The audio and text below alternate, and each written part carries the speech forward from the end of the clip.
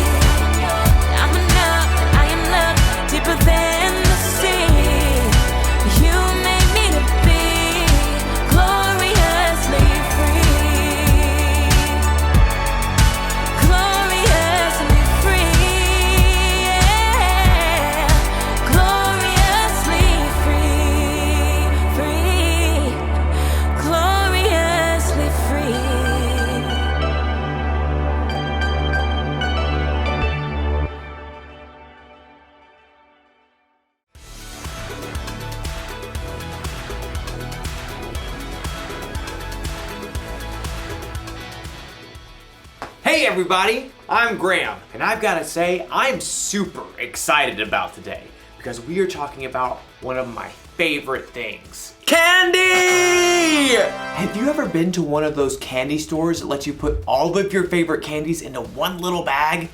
You can mix your jelly beans with gummy bears and top it all off with a handful of M&Ms. The M's stand for And it's all made only for you, your one-of-a-kind candy bag. Everyone's different after all. Some of you may like hot candy. Or maybe sour's your way to go.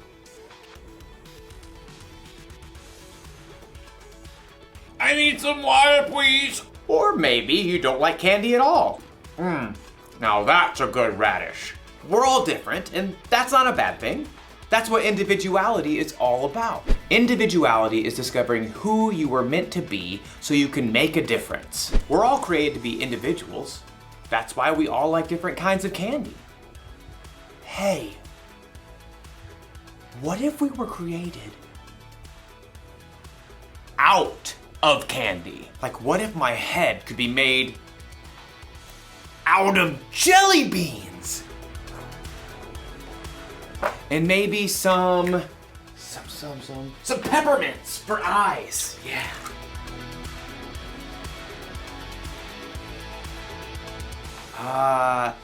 Laffy Taffy nose.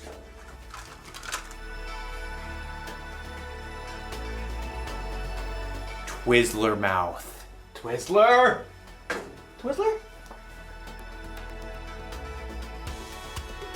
And of course, some hair. Looks just like me.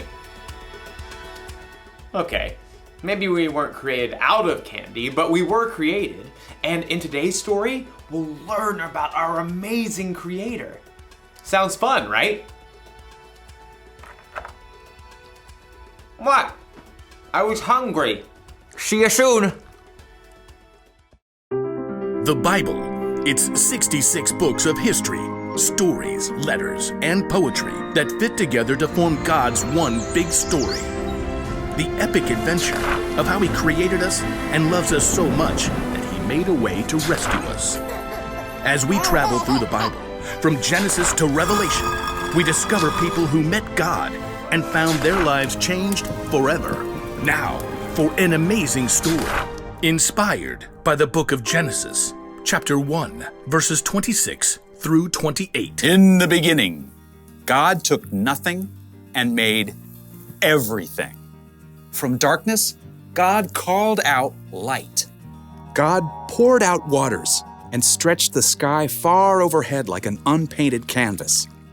He shaped dry land and canyons and great mountain ranges, and then decked them out with trees and vines and plants of every kind. God spun the moon and sun and stars and planets out into space, and then He filled the oceans with fish and the sky with birds. God thought up an amazing variety of animals to crawl and hop and race over the earth. All of this was incredible, unbelievable, the most artistic show of power ever. God made complex atoms and cells smaller than the eye can see, all the way up to vast spaces stretching across the universe farther than we can imagine. And yet, all of this was just a warm-up to God's most spectacular creation: people. People. It's true.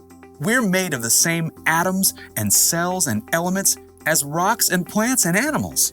But unlike anything else in God's creation, we are made in God's image. Then God said, "Let us make human beings so that they are like us.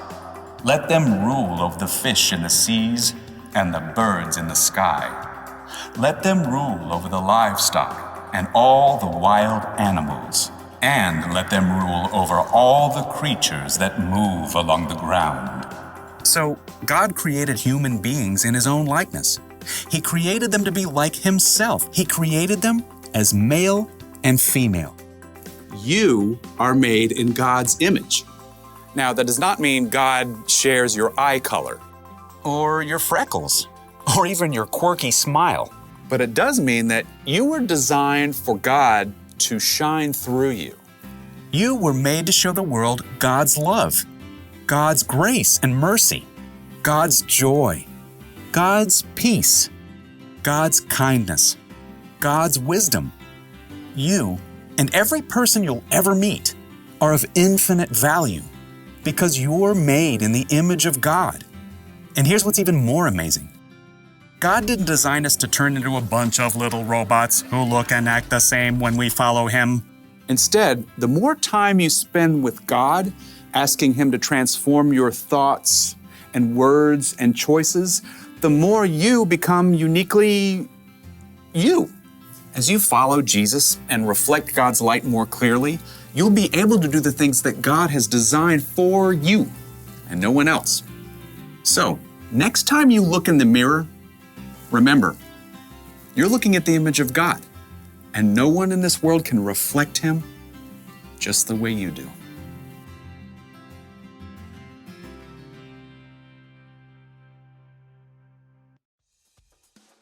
When God created the world, He saved the best for last. People. He made us to be like Him. He made us in His image. Maybe that means God looks like us. Or maybe it means God made us with different qualities that could only come from Him.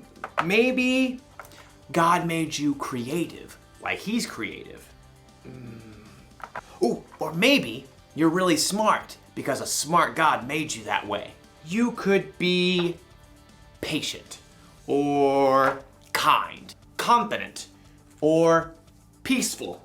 And you could top it off with a handful of joyfulness. God is all of those things, and He's given them to each of us in all kinds of different combinations. So here's the one thing to remember today. You were made in God's image. Only you were made the way you are. You're one of a kind. There. I'm done with my new Candy self-portrait. What do you think? Not bad. I look delicious. I'll see you next time.